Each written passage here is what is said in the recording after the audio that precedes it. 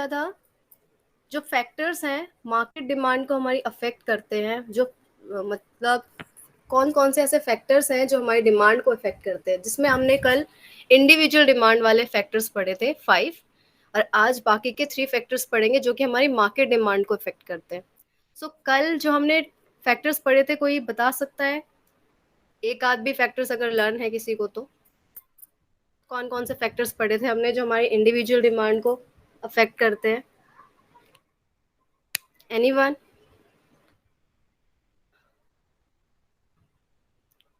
Karishma?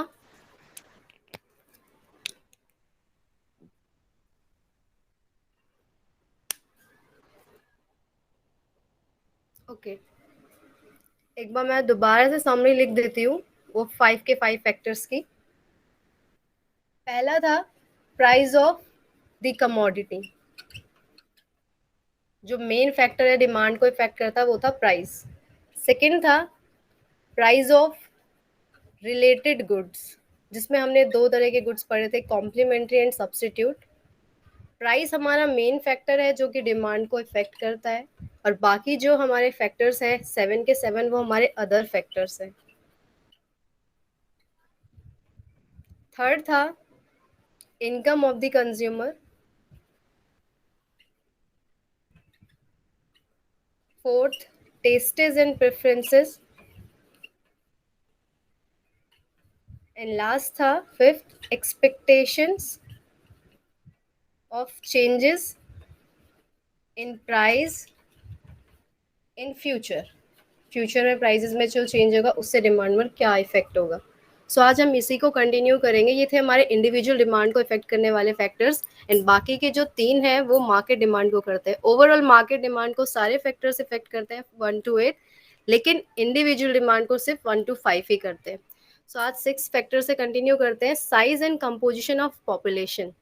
Size and composition of population का demand पर क्या इफेक्ट होता है? फॉर एग्जाम्पल, अगर हमारी पॉपुलेशन बढ़ती जाएगी, पॉपुलेशन ज़्यादा है, तो हम किसी भी चीज़ की डिमांड ज़्यादा करेंगे या नहीं करेंगे, बताओ? आकांक्षा, करिश्मा? अगर हमारी पॉपुलेशन ज़्यादा है तो हमारी डिमांड ज़्यादा होगी किसी भी चीज़ के लिए। यस। ओके, तो यानी डिमांड इंक्रीज होगी। वहीं अगर पॉपुलेशन हमारी कम होगी तो हमारी डिमांड भी किसी भी कमोडिटी के लिए कम होगी। एग्जिस्ट करता है ये? यानी कि ऐसा रिलेशनशिप दिखा रहा है कि जो डिमांड और पॉपुलेशन में है, डायरेक्ट रिलेशनशिप है। अगर हमारी पॉपुलेशन इंक्रीज होती जाएगी तो हमारी डिमांड भी साथ साथ हर कमोडिटी के लिए इंक्रीज होगी। वहीं अगर हमारी पॉपुलेशन कम होती है तो हमारी डिमांड भी जो है कम होती जाएगी। नेक्स्ट है सीजन एंड वेदर। 7 पॉइंट है season and weather. Season and weather का हमारी डिमांड पर क्या इफेक्ट पड़ता है किसी भी कमोडिटी की? सीजन जस्ट लाइक, जैसे कि आप समर सीजन ले लो, समर सीजन में आइसक्रीम की सेल आप देखते होंगे बहुत ज़्यादा होती है एज कम्पेयर टू और अदर सीजन में। अगर हम ले लें तो अगर समर सीजन की बात करें तो आइसक्रीम की डिमांड ज़्यादा होगी? यस और नो? होती है नहीं होती है? Yes ma'am. और वहीं अगर और अदर सीजन्स में देख लें, अगर मैं विंटर सीजन की बात करूं तो क्या तब उसकी डिमांड इतनी होगी? No ma'am. यानी डिमांड लेस हो जाएगी। यानी सीजन एंड वेदर का भी डिमांड पर जो है वो इफेक्ट पड़ता है। अगर जिस जो सीजन है उस चीज में उसकी डिमांड ज्यादा होगी, जैसे कि रेनी सीजन है, रेनी सीजन में अम्ब्रेलाज वगैरह हो गए, उनकी डिमांड बढ़ जाएगी। बाकी सीजन में थोड़ी हम उसकी डिमांड करते हैं। या विंटर सीजन हो गया, विंटर सीजन में जैकेट्स की, इन सब चीज़ों की डिमांड बढ़ जाती है, वुलन क्लॉथ्स की। बाकी सीजन में हम उसकी डिमांड थोड़ी करते हैं। यानी सीजन एंड वेदर के अकॉर्डिंग भी हमारी जो डिमांड है किसी भी कमोडिटी के लिए उस पर इफेक्ट होता है। नेक्स्ट हमारा पॉइंट है 8, डिस्ट्रीब्यूशन ऑफ इनकम। इनकम के डिस्ट्रीब्यूशन से क्या इफेक्ट होता है किसी भी कमोडिटी की डिमांड पर? जैसे कि हमारी जो इनकम लेवल है, इनकम को हमारी इकोनॉमी में 2 पार्ट में अगर माने तो डिवाइडेड है, वो इक्वल और अनइक्वल। ओके, अगर हमारी जो इनकम है इक्वली डिस्ट्रीब्यूटेड होगी, यानी रिच के पास भी उतना ही पैसा है और पुअर के पास भी उतना ही पैसा है, तो उसकी डिमांड जो है हर चीज़ के लिए बढ़ेगी। यानी वो सब चीज़ों के लिए डिमांड करेगा। लेकिन ऐसा तो नहीं है ना। हमारी जो इंडिया की पॉपुलेशन है उस हिसाब से अगर देखें हम, तो हमारी जो इनकम लेवल है वो अनइक्वल है, क्योंकि यहाँ पे पुअर सेक्शन भी है, मिडल भी है, रिच भी है। रिच बहुत कम क्वांटिटी में है, लेकिन ज़्यादातर मिडल और पुअर ही है। तो एज कम्पेयर टू इसके अकॉर्डिंग हम देखें तो सारे क्या, हमारी जो डिमांड है वो इक्वली होगी? नहीं होगी ना, डिमांड भी जो है वो अनइक्वल होगी। अनइक्वल डिमांड के चलते जो है हमारी डिमांड लेवल जो है वो डिक्रीज रहेगा। बिकॉज क्यों? क्योंकि जैसे कि लग्जरी गुड्स हो गए, लग्जरी गुड्स की डिमांड हम करेंगे, लग्जरी गुड्स की डिमांड तो वही करेगा जिसके पास पैसा है, रिच लोग। बेसिकली हमारी डिमांड क्या रहेगी? नेसेसिटी गुड्स के लिए। नेसेसिटी गुड्स हो गए जो कि हमारी डेली ज़रूरतों के लिए होते हैं, ठीक है। तो नेसेसिटी गुड्स की डिमांड ज़्यादा रहेगी क्योंकि मिडिल और पुअर पीपल्स ज़्यादा है हमारी इकोनॉमी में। दैट्स वाई जो हमारी डिमांड है अगर अनइक्वल है, तो इसकी वजह से जो हमारी डिमांड है वो हमेशा कम होगी, और अगर इक्वल डिस्ट्रीब्यूशन होगा तो हमारी डिमांड बढ़ेगी। Am I clear to you? आया सभी को समझ इनकम Yes, का क्या रोल है ma'am. डिमांड पे? नेक्स्ट पॉइंट अब पढ़ेंगे हम, लॉ ऑफ डिमांड किसे कहते हैं।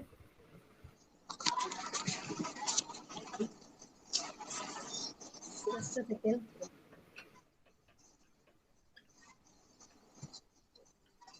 ओके, लॉ ऑफ डिमांड क्या कहता है? It states the inverse relationship between price and quantity demanded, keeping other factors constant. अभी हमने जो 8 फैक्टर्स पढ़े, जिसमें ये 5 थे कल वाले इंडिविजुअल डिमांड वाले, और 3 फैक्टर्स, ये टोटल ये हो गए 8 फैक्टर्स। ये 8 के 8 फैक्टर्स, जिसमें से 1 जो है मेन फैक्टर प्राइस, इसे छोड़कर जो बाकी के 7 फैक्टर्स हैं वो हमारे अदर फैक्टर्स कहलाते हैं। तो लॉ ऑफ डिमांड कहाँ अप्लाई होता है? लॉ ऑफ डिमांड कहता है कि वो तभी अप्लाई होगा जब सिर्फ एक फैक्टर, मेन फैक्टर कौन सा है? जो प्राइस है। प्राइस और क्वांटिटी डिमांडेड के बीच में इनवर्स रिलेशनशिप होता है, हमने ये पढ़ा था। सिर्फ इसमें यही फैक्टर इन्वॉल्व होता है, बाकी के जितने भी फैक्टर्स हैं वो कांस्टेंट होते हैं, मतलब उसमें कोई चेंजेस नहीं आएगा, उन्हें हम ये मानेंगे कि वो कांस्टेंट है। तो लॉ ऑफ डिमांड सिर्फ प्राइस पे जो है बेसिकली डिपेंड होता है, यानी कि ये दिखाता है कि जो प्राइस है और डिमांड है उनमें इनवर्स रिलेशनशिप होता है। जैसे कि किसी कमोडिटी के प्राइसेस अगर बढ़ जाते हैं तो हम उसकी डिमांड कम कर देते हैं, वहीं अगर उसके प्राइसेस कम हो जाते हैं तो हम उसकी डिमांड को बढ़ा देते हैं। यही दिखाता है ये कि प्राइस और डिमांड किसी भी कमोडिटी की इनवर्स रिलेशनशिप शो करती है। सो इसको हम, this is also known as first law of purchase. So law of demand को फर्स्ट लॉ ऑफ परचेज के नाम से भी जाना जाता है। आगे हम इसको पढ़ेंगे टेबल एंड डायग्राम के through. Explanation of law of demand through table and diagram. पहले हम डिमांड शेड्यूल बनाते हैं। डिमांड शेड्यूल शो करता है टेबल रिप्रेजेंटेशन, जिसमें हम टेबल के थ्रू अपने डाटा को रिप्रेजेंट करते हैं। सो मैंने यहाँ आइसक्रीम्स का डाटा ले रही हूँ, यहाँ मैंने प्राइजेस ले लिए, यहाँ क्वांटिटी डिमांडेड ले ली। ओके, जब प्राइजेस 100 थे, जब 100 रुपीज़ प्राइस था, तो मैं 20 यूनिट्स कंज्यूम करती थी उस आइसक्रीम की। ओके, 20 पैकेट्स जो है उसके कंज्यूम करती थी। वहीं उसके प्राइसेस बढ़कर 150 हो गए। तो अब मेरी जो डिमांड है उसके लिए, क्या मैं बढ़ाऊंगी या कम कर दूंगी प्राइसेस ज़्यादा होने की वजह से? बताओ कोई भी। Ma'am. अगर मेरे प्राइसेस बढ़ गए हैं तो मैं क्या डिमांड अपनी कम करूंगी या ज़्यादा करूंगी? मैम डिमांड कम करेंगे आप। कम करूंगी ना, तो यानी मैं अब 10 यूनिट्स खरीद रही हूँ उस आइसक्रीम की। पहले यस जब मैम। 100 था प्राइस तो मैं 20 यूनिट्स खरीदती थी, अब प्राइस 150 हो गया तो मैं 10 यूनिट्स खरीद रही हूँ। अब इस टेबल रिप्रेजेंटेशन को मैं डायग्राम में शो करूंगी। डायग्राम बनाएंगे यहाँ हम डिमांड कर्व का, जिसे हम कहते हैं demand curve. This is our origin, this is X axis and this is Y axis. X axis पे हम क्वांटिटी डिमांडेड लेंगे एंड वाई एक्सिस पे प्राइस लेंगे। ओके, यहाँ पे डाटा शो कर देते हैं। 100 150 है, मैं 50 50 का गैप ले लेती हूँ। 50 100 एंड 150। नेक्स्ट है 10-20 का गैप है, 10, 20 एंड 30 तक। ओके, सो इस डाटा को अब ड्रॉ करते हैं, इसमें प्लॉट करते हैं डायग्राम में। जब मेरा प्राइस 100 था आइसक्रीम का, तो मैं 20 यूनिट्स उसकी कंज्यूम कर रही थी। जब प्राइस 100 था तो मैं 20 यूनिट्स कंज्यूम कर रही थी, यानी पॉइंट ये हुआ मेरा। ओके, नेक्स्ट देखें, जब प्राइस 150 हो गया, प्राइस बढ़कर 100 से 150 हो गया, तो मैंने उसकी डिमांड जो है कम कर दी, 20 से 10 कर दी। जब प्राइस 150 हुआ तो मैंने डिमांड 10 कर दी, तो यानी ये पॉइंट ये हो गया। तो इस पॉइंट को भी लोकेट कर देते हैं। अब मैं इसको अगर ड्रॉ करूँ, इस पॉइंट्स को, ये जो डॉट्स अभी मैंने ड्रॉ करें, इन डॉट्स को अगर मैं ड्रॉ करूँ एक लाइन के थ्रू, ये कहलाएगा मेरा डी डी। इसको मैं नाम दे दूंगी डी डी। डी डी यानी डिमांड कर्व। और आप ये देख रहे होंगे, ये डाउनवर्ड स्लोपिंग है। डाउनवर्ड स्लोपिंग मतलब गिरता हुआ स्लोप है इसका। क्यों है गिरता हुआ स्लोप? क्यों है? क्योंकि इनवर्स रिलेशनशिप शो करता है। ये कोई भी चीज जो कि इनवर्स रिलेशनशिप शो करती है, उसका जो ग्राफ है, उसका जो डायग्राम बनेगा, कर्व, वो हमेशा डाउनवर्ड स्लोपिंग होगा। और अगर कोई पॉजिटिव रिलेशनशिप दिखाता है तो उसका स्लोप अपवर्ड स्लोप बनता है। सो ये डाउनवर्ड स्लोपिंग इसलिए है क्योंकि ये इनवर्स रिलेशनशिप को शो कर रहा है।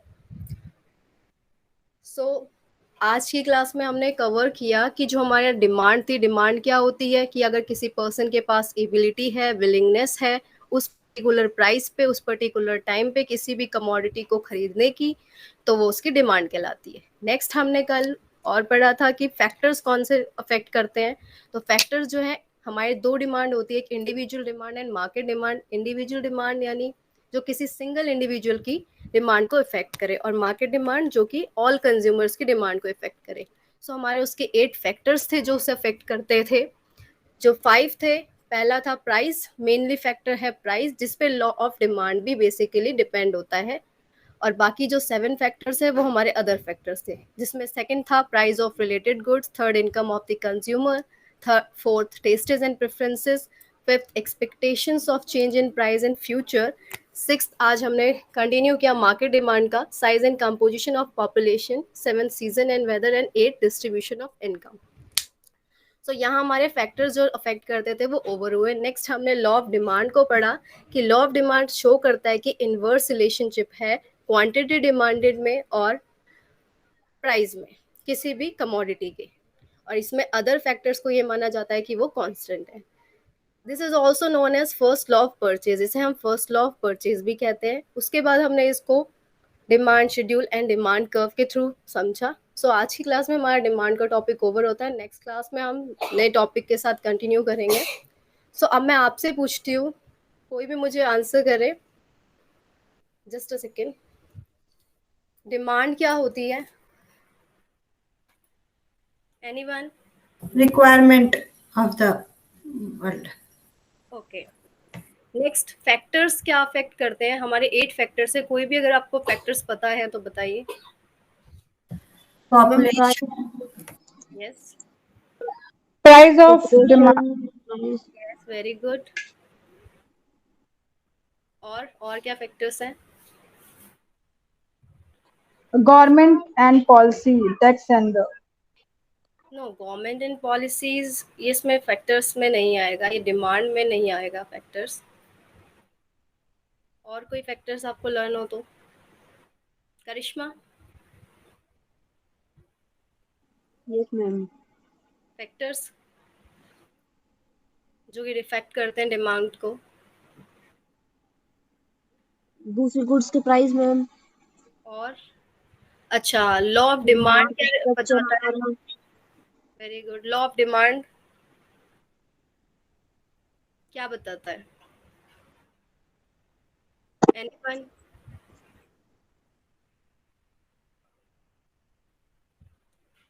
लॉ ऑफ डिमांड क्या बताता है? अभी लास्ट में हमने जो टॉपिक ओवर किया, क्या समझा आपने उससे? निधि? जितने ज्यादा लोग होंगे उतनी ज्यादा डिमांड होगी, पर जितना ज्यादा प्रोडक्ट होगा उतनी लेस डिमांड होगी। यस, तो आप ये कह सकते हैं कि प्राइस और डिमांड, जो क्वांटिटी डिमांडेड है, किसी भी प्रोडक्ट की, उसमें कैसा रिलेशनशिप होता है अगर मैं पूछूं तो? Inverse. Very good, inverse relationship. अगर किसी प्रोडक्ट की डिमांड ज्यादा है, मतलब अगर किसी की प्रोडक्ट के प्राइसेस ज्यादा हो जाते हैं तो हम उसकी डिमांड कम कर देते हैं, और वहीं अगर कम हो जाते हैं उसके प्राइसेस तो हम उसकी डिमांड बढ़ा देते हैं। सो बेसिकली आज हमने यही होमवर्क किया। सो आपका होमवर्क यही है कि आज आपने जो पढ़ा आप उसको नोट डाउन करेंगे। ओके।